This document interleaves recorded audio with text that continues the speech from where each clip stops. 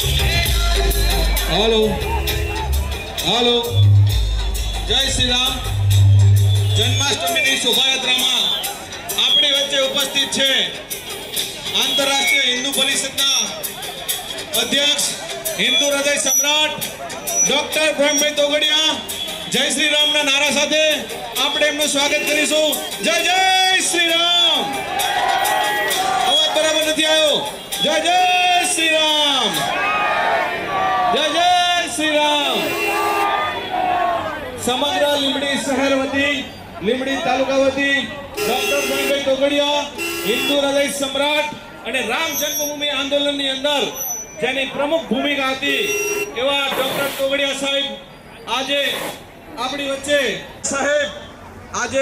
વચ્ચે ઉપસ્થિત છે અને આપણા લીંબડી શહેરની ધાર્મિક જનતાને ડોક્ટર તોગડિયા સાહેબનું પ્રવચન સાંભળવા મળશે।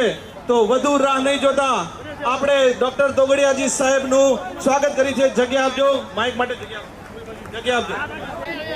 આ માઇક આપજો।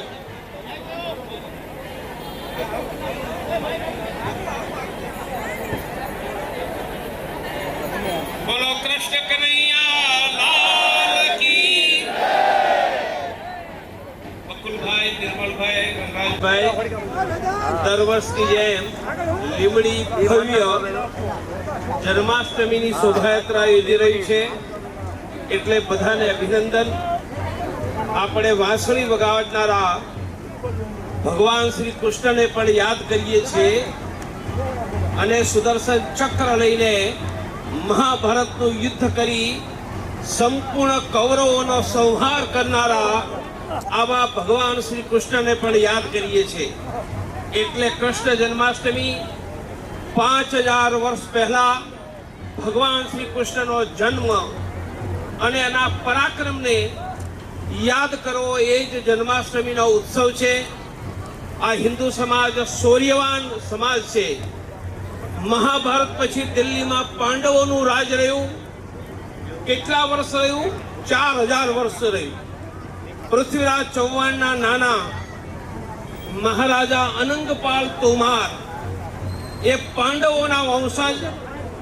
પાંડવો પછી 4000 વર્ષ સુધી રાજ રહ્યું। દુનિયાના કોઈ દેશનો ઇતિહાસ 2000 વર્ષથી જૂનો નથી। આપણો ઇતિહાસ તો કરોડો વર્ષોનો જૂનો અને એમાં 4-4 હજાર વર્ષ સુધી એક પાંડવ વંશ દિલ્હીમાં રાજ કરતો હોય એવો શૌર્યવાન પરાક્રમી હિન્દુ સમાજ છે। આ હિન્દુ સમાજ સુખી રહે, સમૃદ્ધ થાય અને સુરક્ષિત રહે એ જ જન્માષ્ટમીનો આપણે બધાએ સંકલ્પ કરવો જોઈએ। બોલો કૃષ્ણ કનૈયા જય શ્રી રામ। સાહેબનો આભાર માનીએ એ સાથે એક સૂચના આપું છું। પાછળ મુખ્ય રથ છે, ભગવાન શ્રી રામલલા અયોધ્યાની અંદર બિરાજમાન છે। એની મૂર્તિની પ્રતિકૃતિ પૂજિત મૂર્તિ મુખ્ય રથની અંદર બિરાજમાન છે। ત્યાંથી ચોખાનો પ્રસાદ આપને મળવાનો છે। એ પ્રસાદ આપણે આપણા તિજોરીની અંદર કે મુખ્ય પૂજા સ્થાનની અંદર આપણે રાખી શકીશું। પૂજિત ચોખા છે, અભિષેક થયેલા ચોખા છે એટલે એને સાચવીને આપણા ઘર સુધી લઈ જશું। યાત્રા બહુ લાંબી છે। 67 વાહનો યાત્રાની અંદર જોડાયેલા છે। આ પહેલું વાહન છે એટલે યાત્રાની અંદર